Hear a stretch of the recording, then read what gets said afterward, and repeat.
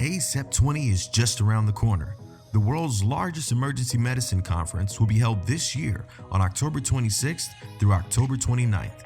Hear from leaders in the field, earn on-demand CME hours, interact with simulation labs and demos, network and socialize, and so much more. You can register for this must-attend virtual event at www.acep.org/ACEP20.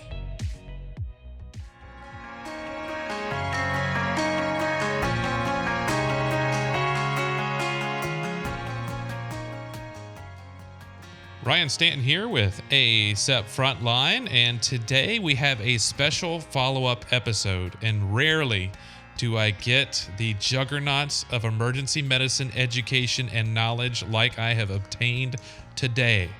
This, my friends, if you are tuning in, you have caught one of the most prestigious episodes ever, and it has nothing to do with me.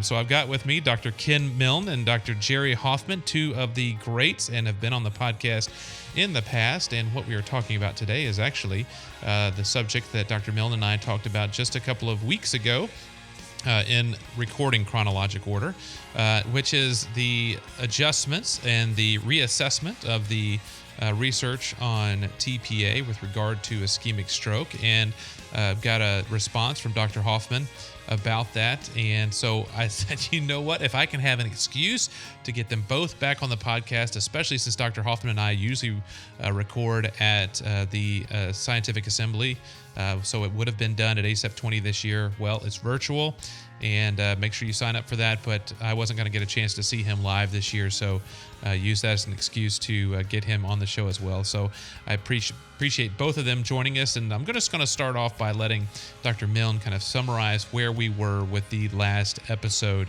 of the podcast with the reassessment of the research. Well, thank you very much, Ryan, for having me back on the program. If I wanted to give you a recap, it would be that ECAS-3 has just been reanalyzed this year, and when it was reanalyzed, the efficacy claimed in ECAS-3 of TPA over placebo disappeared. So they couldn't actually demonstrate a superiority, a statistical difference between giving TPA 3 to 4.5 hours after onset of symptoms compared to placebo, except they did confirm harm. Now, when they reanalyzed ECAS-3, that was one of 13 randomized control trials on lytics. There were only 2 that claimed a superiority or a positive statistical difference. One was ECAS-3 that was just reanalyzed, and one was NINS. That was the 1995 article that was reanalyzed by Dr. Hoffman himself that also failed to demonstrate a superiority of TPA, but that was in the under 3-hour window. So to summarize, we now have 0 randomized control trials showing superiority of lytics over placebo for patients with acute ischemic stroke. And that's what we talked about last time. And what I liked from that is, and what we want to drive home, is that that nothing in this is saying that there may not be a role, and as you mentioned, the patient-oriented outcomes and the burden of proof, that it is not there for the application of which we are discussing right now. Just like when we were debating at one point mechanical thrombectomy and those types of things, they found the niche eventually that it had that it's going to have benefit in those large vessel occlusions. But so as you mentioned, we've got all these studies, none of which shows superiority to standard care or whatnot thus far. And so Dr. Hoffman, as you mentioned, his role already in reevaluating the studies, but responded very quickly. We've had a lot of action, discussion. You've been very busy with this discussion on social media on where we go from now. And so, Dr. Hoffman, you reached out to us right afterwards, and you had a nice, well put together email and discussion that has proven to actually promote further discussion with those that were linked into that. Give us an idea of that response and your thoughts when you heard that podcast with Dr. Milne. Hi. So first of all, thanks for having me, Ryan, and it's a pleasure to be on with both of you. Let me make it clear. I listened to your guys' podcast, and I thought it was excellent. And so I don't want anyone to think that I my response was to say, "Oh no, that's wrong. I thought you guys were great, as expected," and I agreed with the vast majority of what you said. Ken is an old friend of mine. I've known him for a long time, and we've spent a lot of time talking with each other. So I felt that allows me to say, yeah, but I have a couple of little nits to pick with you, areas where I think we don't exactly agree. And if I didn't feel comfortable with Ken, I wouldn't have done that. But I did, and I responded to both of you as well as to a few other people who were on the email thread about the podcast. And I said I have two little areas where I'm not sure I agree. Actually, I'm sure I don't agree. And one of those was I was very struck by the statements that sort of in proximity with each other. The one statement was, now we have 0 out of 13 showing benefit. And then the second statement that followed fairly quickly was, that's not to say it doesn't work. It's just to say we don't have proof that it works. And, one of the things I've been doing for a long time is studying how science works and without being pompous, the philosophy of science. And in philosophy of science, you try to learn what do we know and what can you say and when can you get to a definitive statement. And there are very few things where you can actually make a definitive statement. We've proved X or we've proved not X. You can disprove never. There are a few things you can get to, but for the most part, what we're trying to do and what we do in medical research is we try to change the prior probability, where you stood before you did the study, to where we now stand after you've done the study. And so while I don't think you can ever get to a point of saying it would never work in anybody, you can get to a point where you say more than just it's not proven. I think you can get to a point where you say the chance, we've now narrowed, we went from a 50% chance, equipoise, before we did any studies, to now we've moved so far in one direction that the likelihood of benefit is exquisitely small, and small enough that I would say, absent remarkable other information, we should say we know the answer. And so when you say there are 13 studies, 0 of which show benefit, I think that's pretty strong evidence that it doesn't work. Now, that's not to say it couldn't ever work in some subgroup. And that's the second area where you guys reached a conclusion that I would state differently. Of course, it could work in a subgroup, but I think the chance of that being true is small. And until we have evidence of it, it's okay to acknowledge, yes, it is a theoretical possibility, but we shouldn't be really spending a lot of time speculating about which subgroup it'll work in, since it's never been shown to work. And I'll just finish now by just saying, I'm going to give a sort of a crazy metaphor, an extreme metaphor, but I think it is relevant. So imagine you threw an atomic bomb on a city and you killed a lot of people, but then you found out that people who were 300 miles away and had cancer, it helped with their cancer because it was just enough radiation at just enough time and the right distance. That's possible, but you wouldn't go speculating that until you had evidence of it. If we have 13 studies that it doesn't work, we have no evidence of any subgroup in which it does work.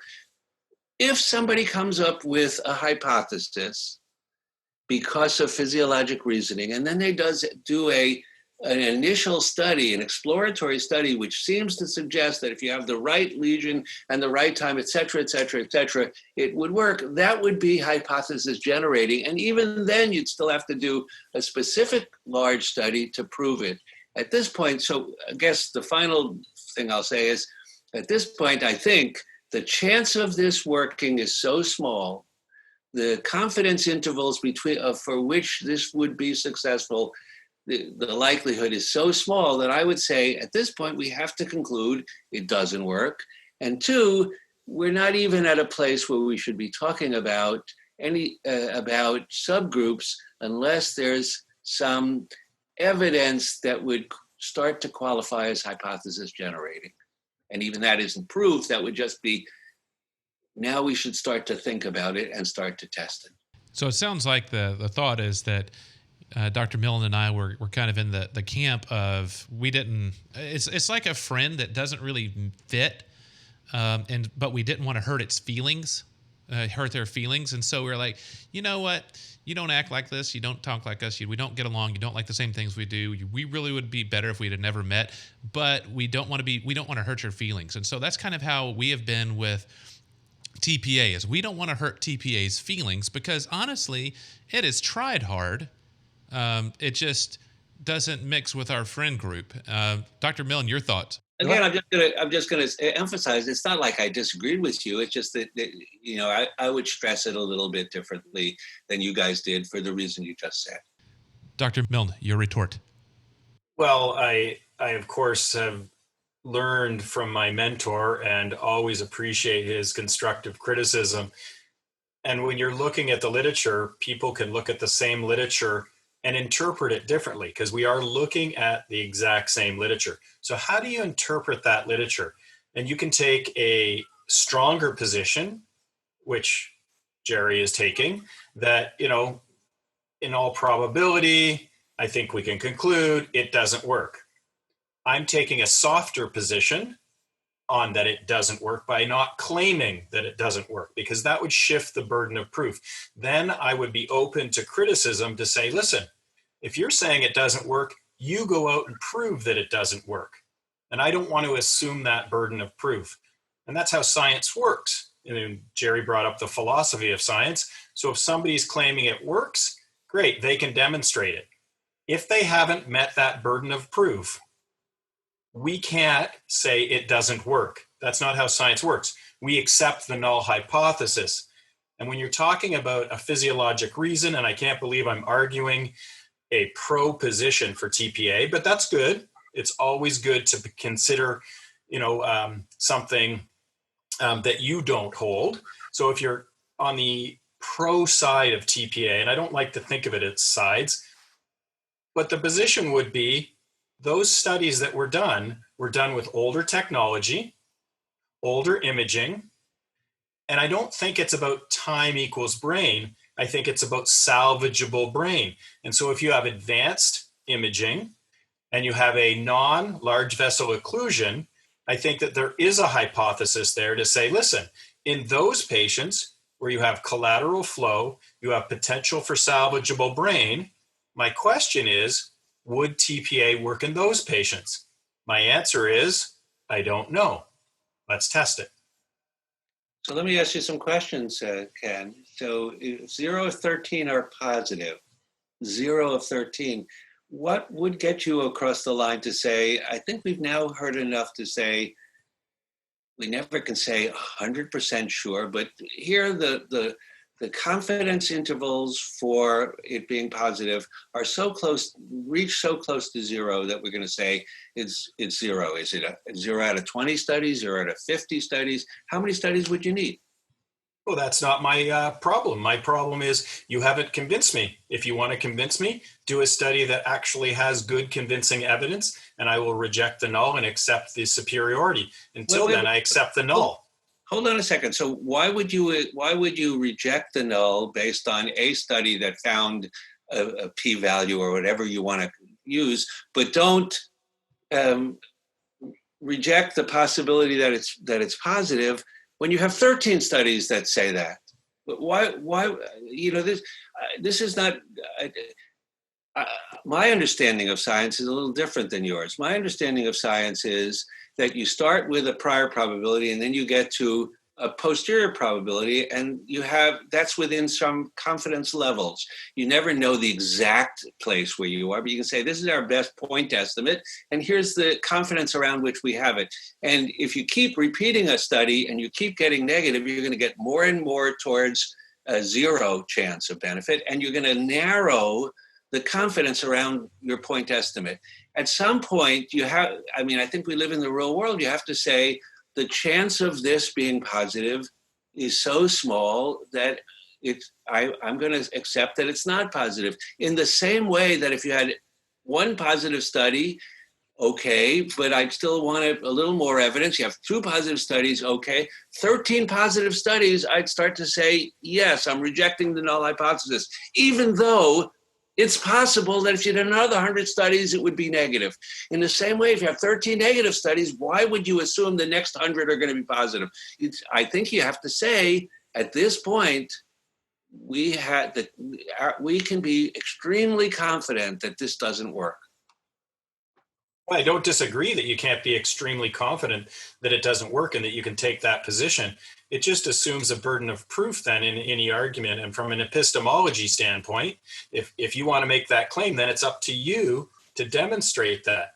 I've demonstrated it with our 13 studies that are negative. Right? I think you said that doesn't prove a negative, though. There's no way possible to prove it. It is impossible to reach proof. And that would introduce a nirvana fallacy of expecting 100%. I'm not expecting perfect evidence or complete, just sufficient evidence. Well, and so at this point, I don't have sufficient evidence to accept the claim. Okay, so again, I just asked you, what would be sufficient? 0 out of 13 isn't sufficient? Is 0 out of 50? Is 0 out of 3,000? What would be sufficient for you? That's, again, shifting the burden. What would be sufficient for me to accept that it doesn't work? Yeah. You don't want it to nirvana. You don't want it to be 0%. What percent? When could I convince Ken Mill that something is negative? Is it after 13 studies? Is it after 20 studies? Is it after 1,000? No. So I've already accepted the null hypothesis of no superiority.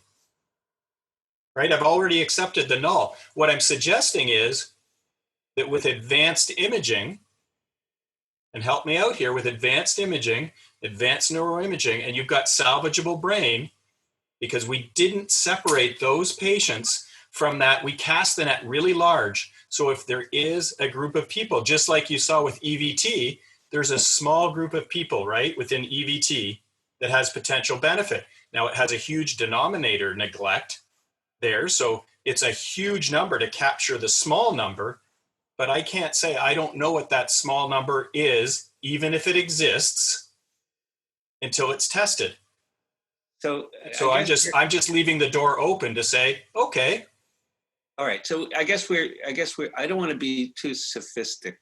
I don't want. Yeah, it's a little bit pedantic of us. But I think we're confusing two different things. So again, I had two complaints. One was, I'm saying it doesn't work, and you're saying you accept the null hypothesis. Well, those to me are the same thing. I don't know why you added from that. I'm not saying it doesn't work, because I think they're the same thing. But the second, and then you said, there might be a subgroup in whom it works. I think that's a different thing. That's a different thing than saying overall it doesn't work. It doesn't work overall. I think I have enough evidence now that I'm convinced it doesn't work overall.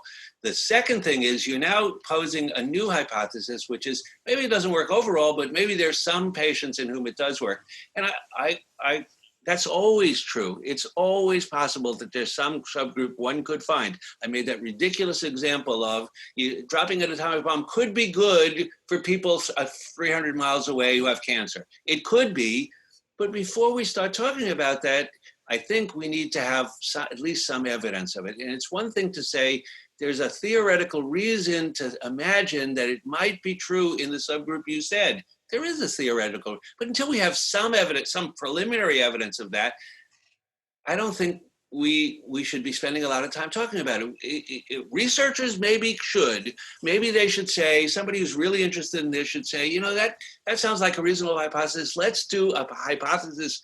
What I would still consider a hypothesis generating study, because there's no evidence of it yet. So let's get some evidence that would actually generate the hypothesis in a meaningful way. And then, if indeed that turned out to be true, you could then try to do a more definitive study to test that hypothesis. I think we're a long way away from starting to talk about, yes, but in that subgroup it might work. Anything's possible. But there's no evidence of that. So at this point, I would say it doesn't seem to work overall. And barring some new evidence to the contrary, we don't know of a subgroup in which it works. I think it's actually amazing what a great discussion we've had on two people who actually have the exact same position in terms of the role or lack thereof of TPA for ischemic stroke. And what it kind of makes me think of, it's if you got a toolbox at your house and you have that one socket wrench that's just some oblong size, just ridiculously crazy size, and you may never, ever, ever have a functional use for it. So it's basically a useless tool, but you don't throw it away because you may at some point have that size bolt that you got to, and you don't want to miss out. And so instead of throwing out that tool and going buying the tools that you need, you just keep that tool back there in the back of the shelf just in case. But the problem with TPA, with thrombolysis, the problem we've got is that both of us here, two greats of emergency medicine, two guys that just have fantastic ability to break down the research, reassess the data, see what the evidence truly says that this is not a beneficial treatment. And yet it is a treatment that is being continually pushed more and more and more in our emergency departments for longer times and with less information and faster on arrival. And so how do we have a dichotomy right now of failing evidence that is still being propped up to promote something that is being pushed across the country and through our healthcare system. What do we do with this? And so I love your analogy, Ryan, but it's not exactly, as you just pointed out, it's not exactly correct, because you said you have this tool that you're not using, but you don't throw it away. Well, we're using this tool, and if you're using it and it's causing harm, that's very different than saying, okay, before we get rid of, we'll keep in the back of our mind, we might someday discover a use for this. That's very different than using it, and we know that it causes increased hemorrhage. We are almost certain, in the same way Ken and I could argue about whether there's proof that it increases mortality. There's certainly evidence that it increases mortality. We're using this, and that's very different than having the tool in the back of the tool shed. I will go one step further and say it's more than just we've got a tool and we're using it.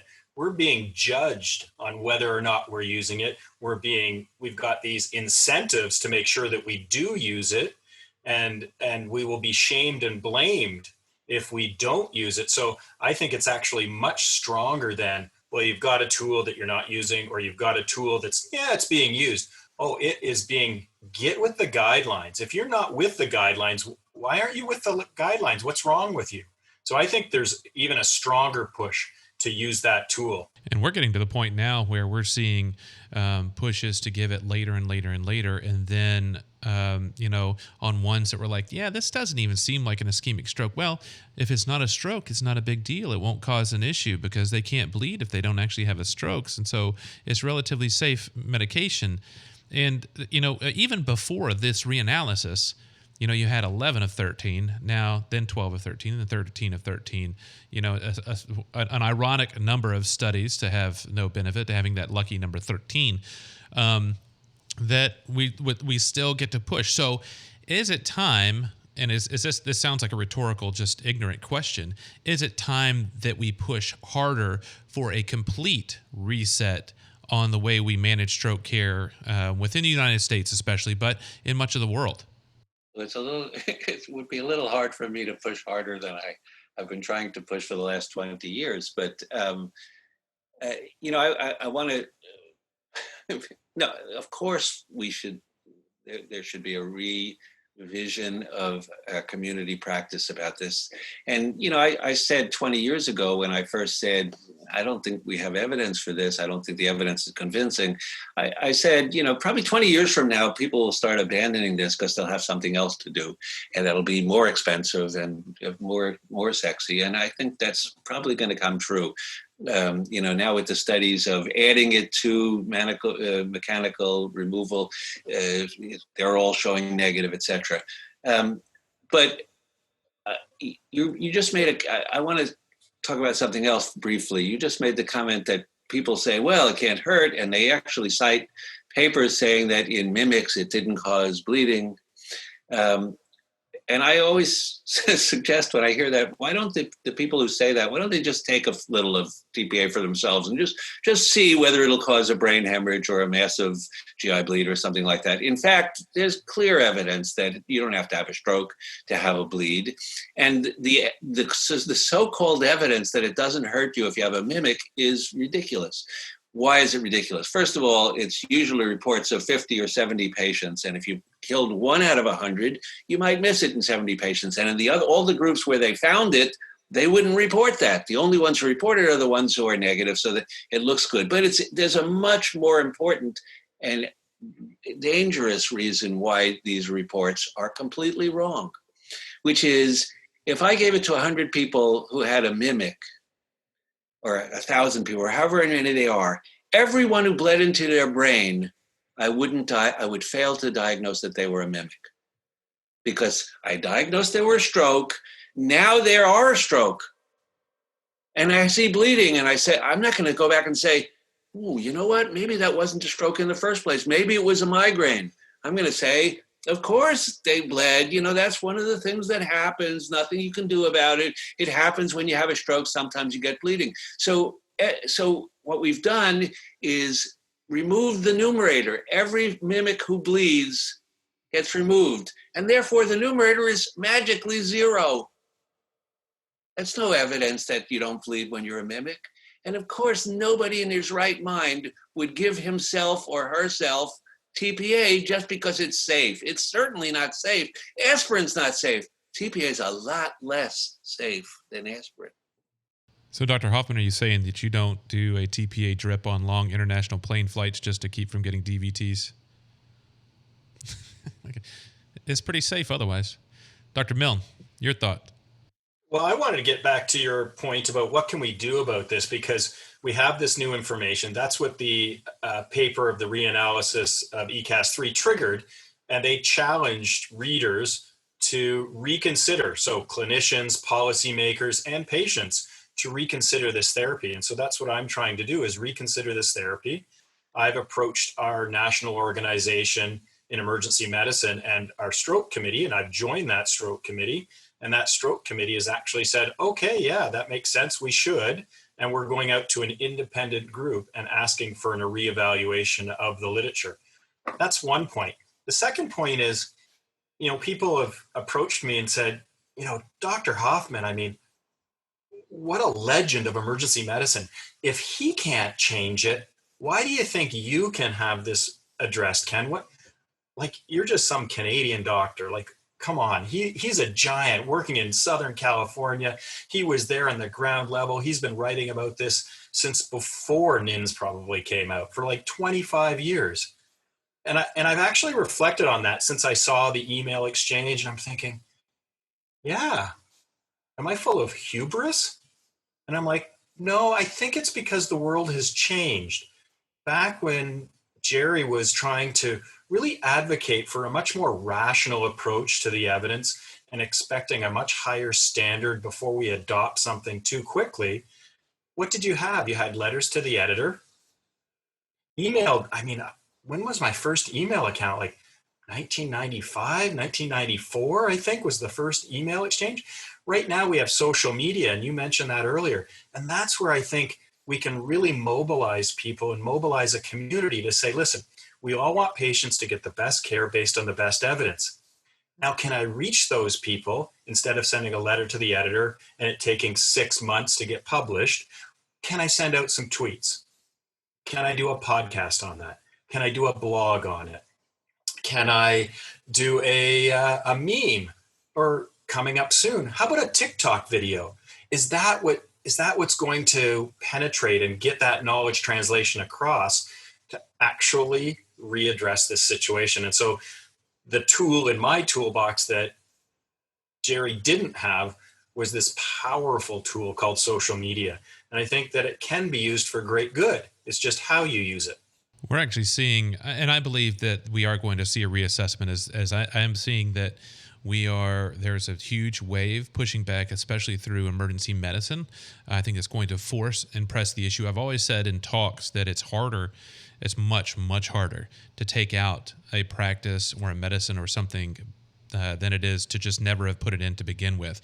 And so I think a lot of the push is to get something into practice, because then it's near impossible to get that practice out of practice. And not to mention that now with this, we're seeing a change. We're seeing that wave. We're seeing a reassessment. But I also kind of akin this to, we have known for many, many years that spinal immobilization, the long backboards in trauma, are not of benefit and likely potential harm. But it took many, many years to get that push, and you still see a lot of resistance from it. And a lot of times it's because the specialty that is the end recipient, that case trauma, was a little bit behind in coming out with a statement that then allowed emergency medicine, the other areas, to change.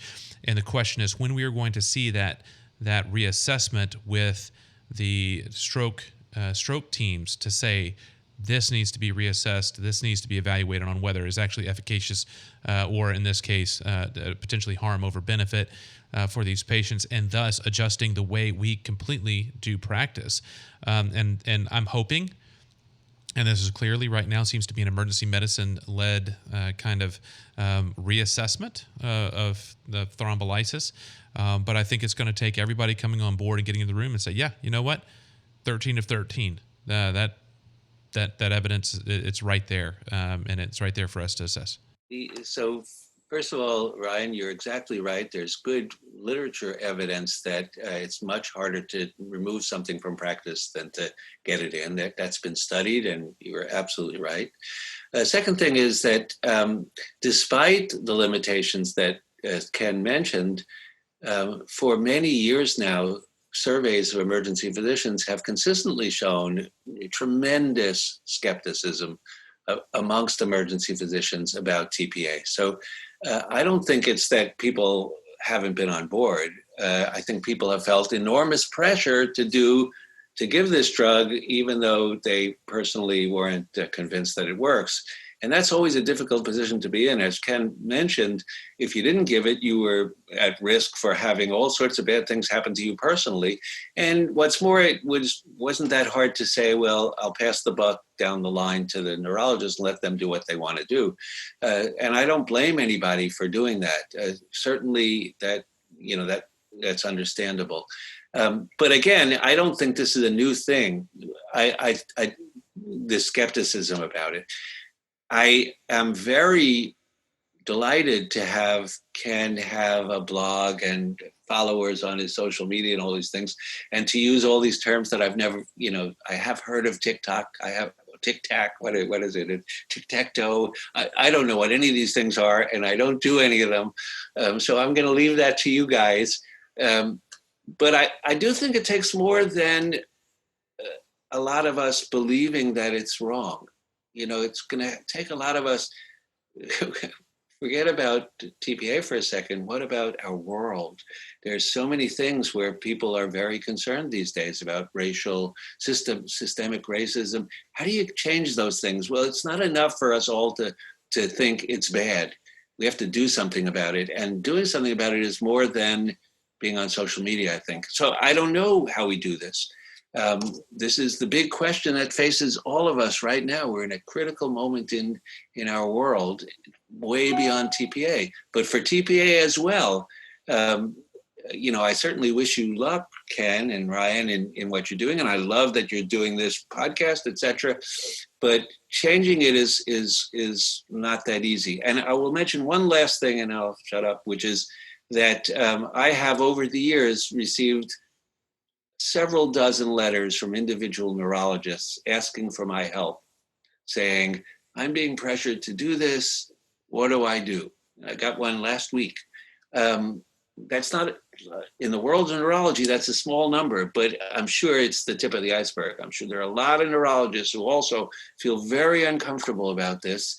And I try to talk to them about what the evidence is and what they can do and how they can go forward, but it's not easy. We're fighting a very powerful lobby.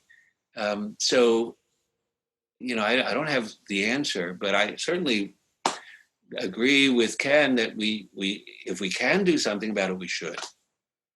Yeah, the key is the organization, and I think that's where a lot of these things that Dr. Milne talked about, that potential we have a lot of atoms spinning around, is can we get them organized in terms of, because just as you mentioned, Dr. Hoffman, with the folks that you're hearing, the individual hearing that not comfortable with it, wish it was different, wish we could do something. With these large groups and lobbies, it takes a large mass turn in order to get that to push to say it's not just one person. It's not just, and it's the whole idea behind unions. The whole idea of the union is the individual doesn't count. But when the individuals come together, the individual is powerful. And so that is, I think, hopefully where this ability to communicate and share and organize and get on the same page and in the same direction, it may make that final little push that allows it to all fall over. Ryan, do you know anyone in ACEP who's high up in ACEP? Well, as somebody who's still in the back row.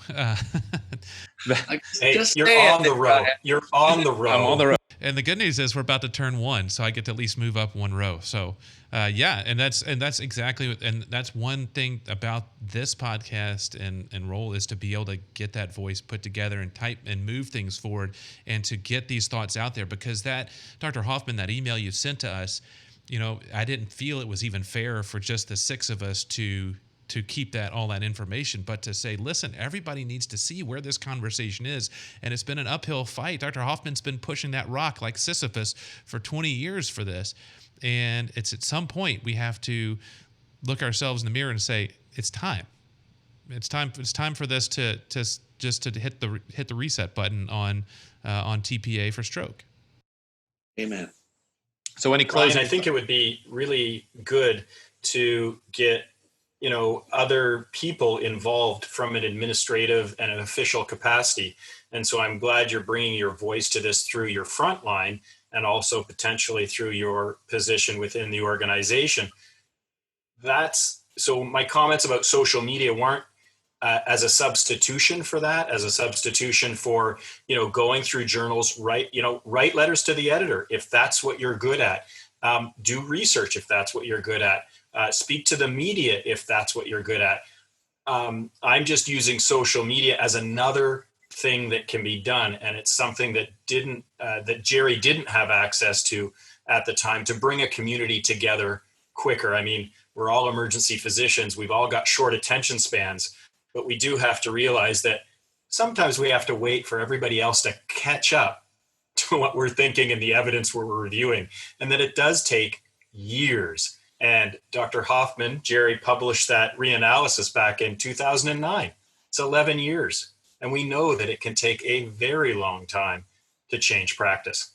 All right. I really appreciate it. And you may say that we have short attention spans, but I'm looking there at the background of Dr. Hoffman's room that he's in, and that's a lot of books with a lot of attention. And actually, the last time we talked, Dr. Hoffman got me turned onto the book for opioids called Chasing the Screams that I read and had read by the end of November of last year. And so, I appreciate that, and I honestly couldn't ask for two better human beings to share the podcast with me today, Dr. Milne and Dr. Hoffman, both of you legends and inspirations for me.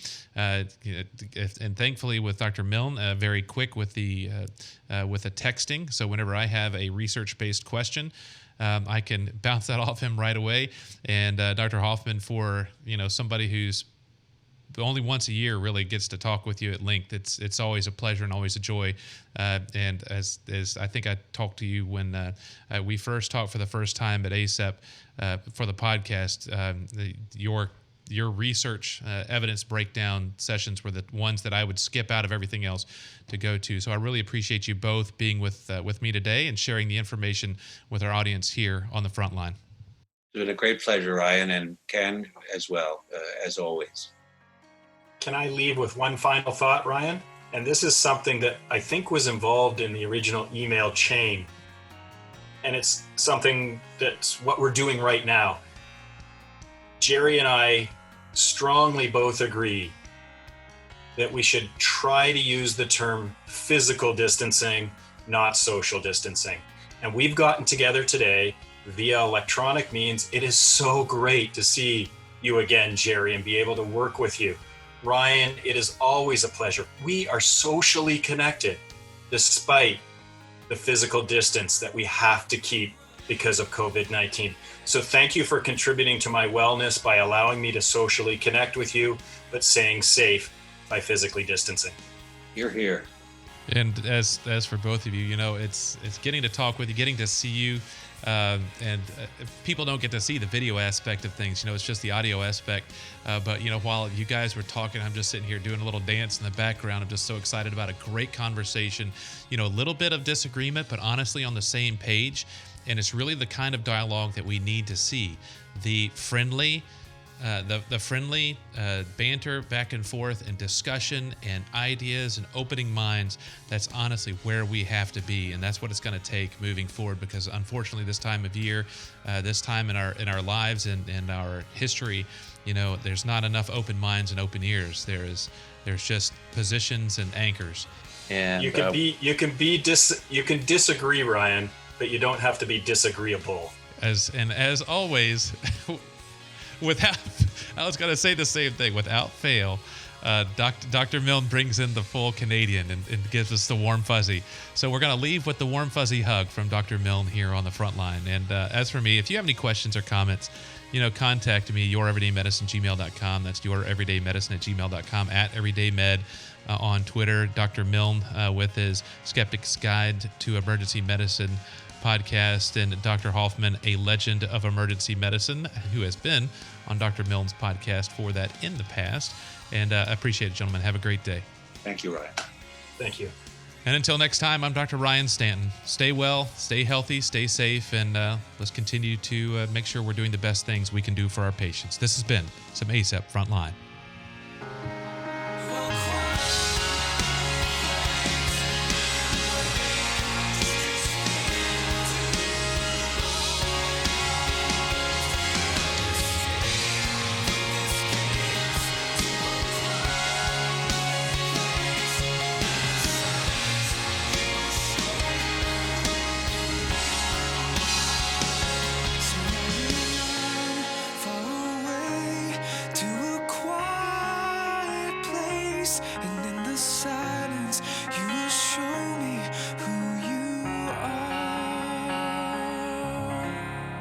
That was beautiful. Good. I loved it.